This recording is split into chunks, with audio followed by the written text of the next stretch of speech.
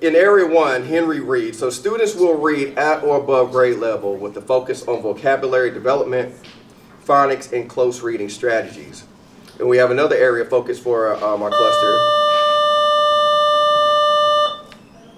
of operational culture, and so attendance. So we want to focus on improving attendance, including students arriving on time, and decreasing the number of absences through initiatives, close monitoring, and constant communication. So it's for Ms. Oliver and Ms. Francis. So what initiatives are in place to encourage student engagement and motivation?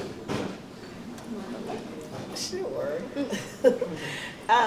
For student engagement and motivation, we have incentives at all of our schools. We're all involved with PBIS, which is Positive Behavior Incentive Support. That is where we offer different incentives for our students. Our students at our school, they receive Tiger Points. And at the end of the month, we have celebrations for how many Tiger Points they've actually earned for basically doing what we're expecting them to do, which is completing their assignments, making sure they're showing good character in the hallway, in the cafeteria, throughout the building, and then also with their academics. So at the end of the month, we have PBIS celebrations. We also try to recognize our students for every and anything, because we've got to keep them motivated and making sure that they know that they are an important part of our school. A lot of information, but okay, back to where we were, and that is how we keep students active and engaged.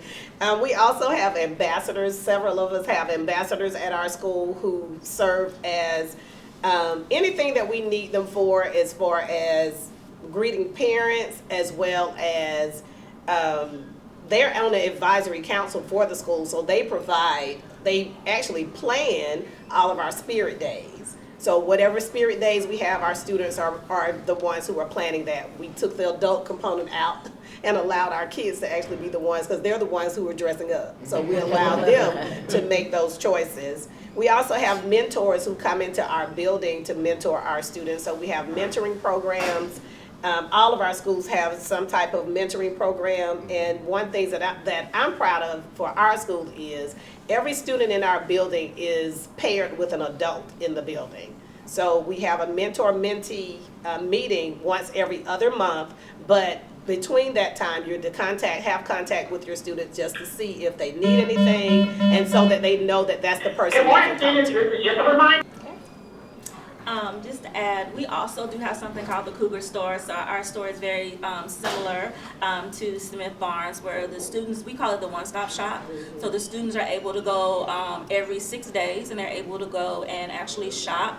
And we actually get, I want to say, volunteers, and the community actually donates items to the one-stop shop. So we're able to use those items.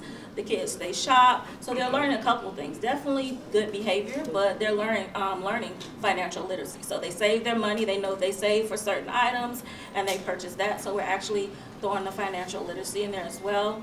We do have Cougar Fest. Ours is every 9 weeks. It's based on the students' dojo points. We actually have Cougar Fest. We have attendance. We have attendance bulletin board.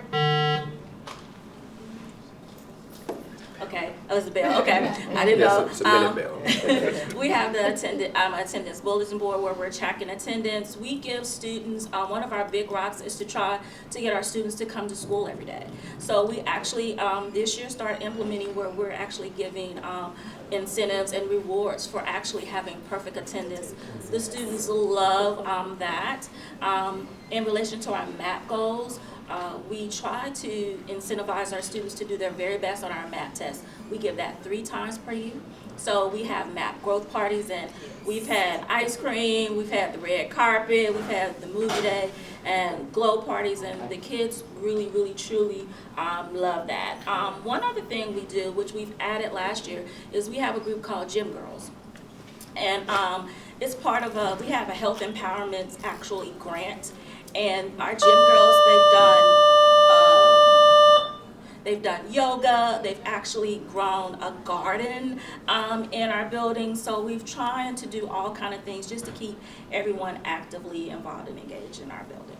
I love that, and it's great to see that all of our schools are doing some very similar things to keep our kids motivated and engaged. Yeah. And especially with the motivation with the engaging instruction that we're providing for students as well.